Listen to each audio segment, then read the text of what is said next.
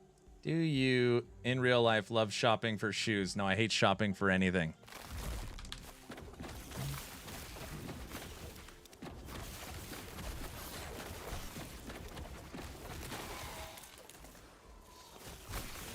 And if you get good at the Bazaar, MPK, it opens up the ability to test lots of different builds. We pulled the Shade of Oribus! I'm a sucker for punishment.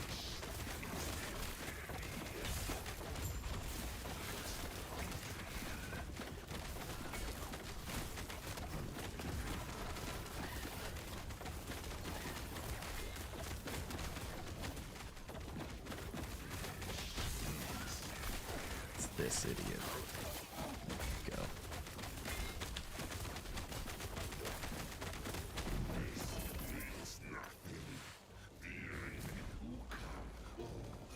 I got t-shirts frayed like old ropes. My wife just threw away a pair of basketball shorts, the one I showed on stream the one time that has a huge hole in it when I fell off my one wheel. Like, these are so embarrassing. I can't believe you still wear them. Threw them away.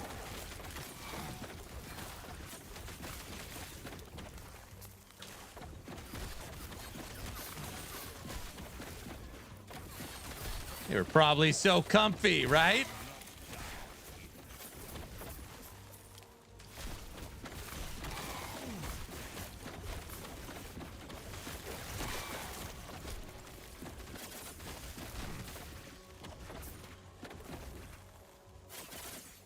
I have a t-shirt brought from a secondhand store when I was 16. I'm 41.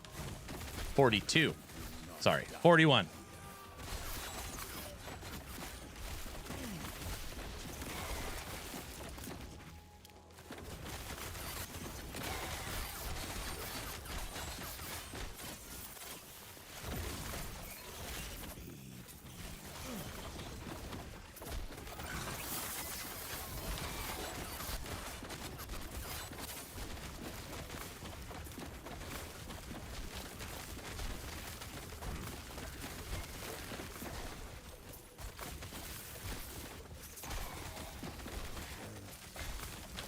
MPK, what you should really do is take the advice that I give everybody. If you've never played a season as Merchant's Guild, that's what you should do. Likewise, if you've never played a season as Circle of Fortune, that's what you should do. Everybody should play one season as one and one season as the other. That way you never got to ask what you should do. You'll just know which one you like better.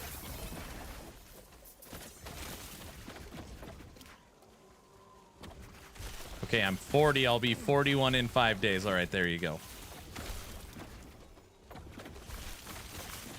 The only thing I want in LE is to have that PoE has a lot of endgame activities. Yeah, I think that'll come. Like, if literally every season we get something, I actually think it's gonna get bloated pretty quick. But yeah, if they add in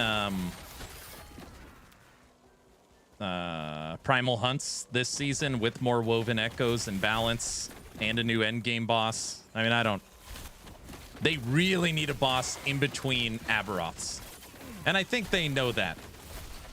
The difference between regular Aberoth and Uber Aberoth, they need something in between for sure.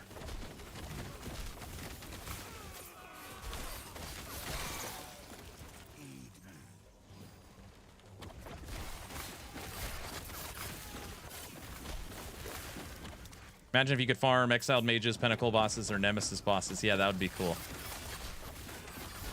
Maybe this new one will fit nicely between them. There's supposed to be multiple primal hunt bosses. I feel like it'll be like a bestiary or something like that, where you're like hunting these beasts and the beasts drop these certain items. I don't know.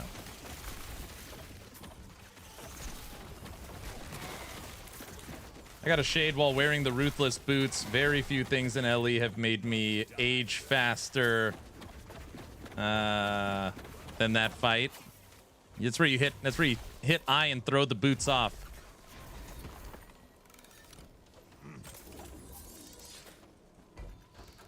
Currently level 85 Void Knight. For the first time, I'm trying all the Endgame activities. Oh, cool. See, you're making progress. I literally quit the other game 2 hours ago. I was like, all right, I'll play 10, 15 minutes of Last Epoch. It's been 2 hours and 15 minutes. All right, we're going to wrap this up in a second, and we're going to draw a free copy of Striving for Light. As long as you are following the channel on Twitch or subbed on YouTube, it costs you nothing. Type in ! A giveaway. You know you missed Last Epoch. What? This game? I don't even know what it is.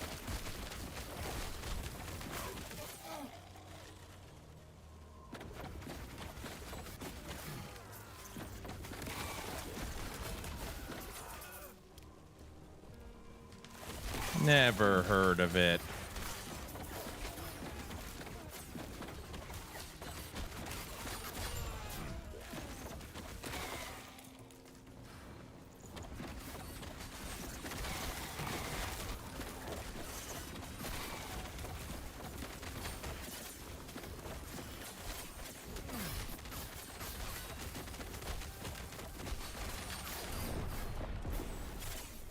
That I was reading chat, and this, see, that's too much damage. That shouldn't count.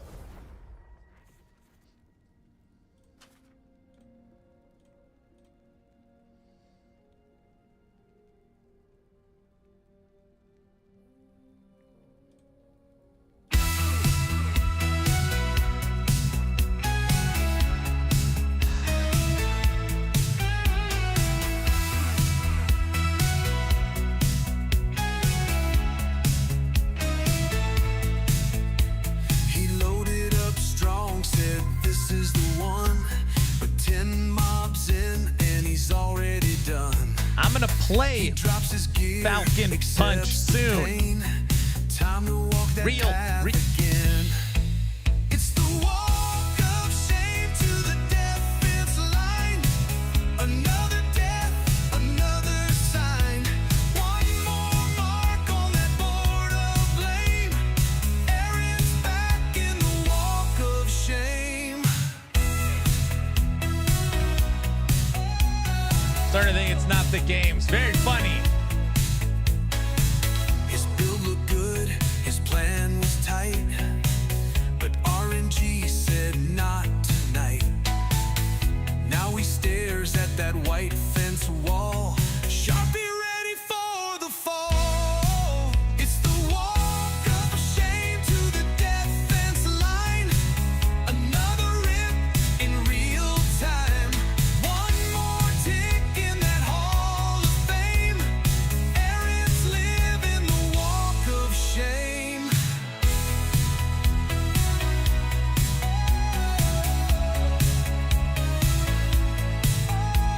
He swears it was swamp gas bending light.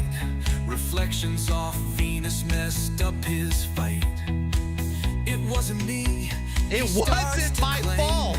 Then sighs and writes his dying name. It's the walk of shame to the defense line. Another build past its prime. One more name in the wall of pain. Aaron's king of the walk of shame. He blames the lag. He blames the map. He blames a stray one-shot trap.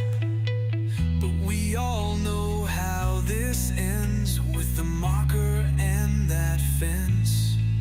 It's the walk of shame to the defense line. Another tale, another sign. Whiteboard full, but still the same. Aaron's back in the walk of shame.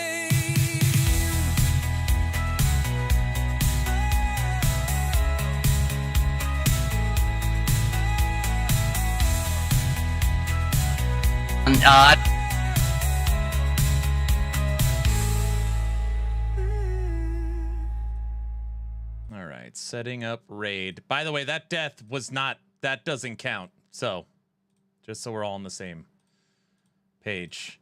I swear these Twitch ads are the reason I dislike watching live sessions. 3-minute ad breaks should be a crime. That should be a crime. Is there an ad going right now? It doesn't show me an ad going. But just know that I multicast to everything. So you could watch it on YouTube, X, Kick, Twitch. Those all have ads too. I don't know. Twitch seems to be the worst of the ads, I think. Okay. Aaron's fair death counter is still 0. Well, it's true. That one, the golem, I was reading chat, and then I couldn't see because of all his ice stuff. And then it was... Multi-viewing is a great way around ads, see? Exactly. All right. Is the giveaway working? Let's see. I haven't even checked it. At least I have an extension for YouTube, but Twitch ads are the worst. All right, there we go. Booyah. Giving away a free copy of the newly released 1.0 isometric action RPG roguelite, Striving for Light. As long as you are following the channel on Twitch or subbed on YouTube, type in !, giveaway. Starting the countdown right meow. 10. 9. After 9 comes 8. Good friends of 7. 6. 5. 4. 3. Second the best. First the worst. And 0 the hero. Entries for this giveaway are officially closed. And the winner, hit me up on Discord for the key for a free copy of Striving for Light, is Cyborg Wars. Oh, Psy is the... I know Psy. I mean, I don't know Psy. I've never seen this person. This must be a bot. This is... I don't know this. It's rigged. Guys, I don't know this person. I don't know him. This is a random Twitch person. It's rigged. Guys, I'm serious. Guys, you believe me, right?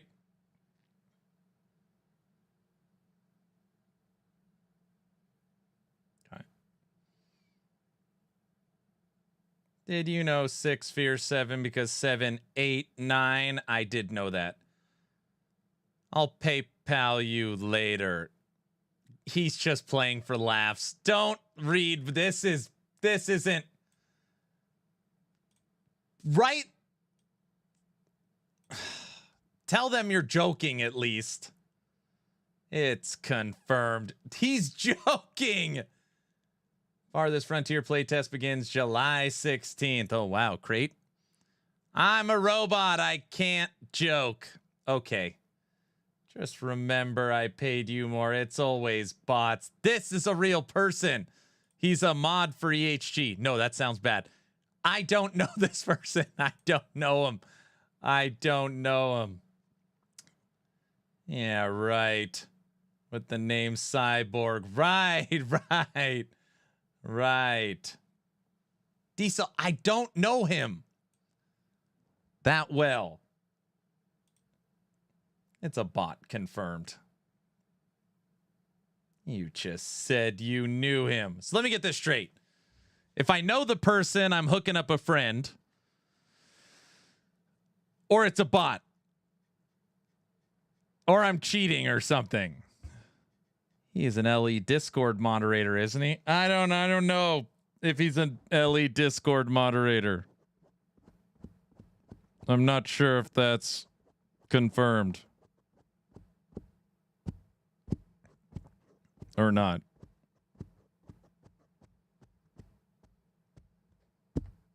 Right.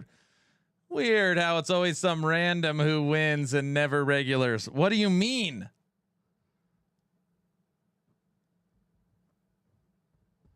Aaron, you ever play first-person shooter Zombies? Was that Killing Floor 3 playtest is up? No, not really.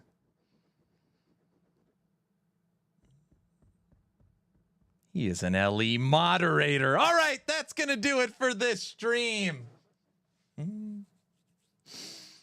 Blaster, get out of here. Hey, Blaster, I showed everybody this today. We were talking about it. Oh.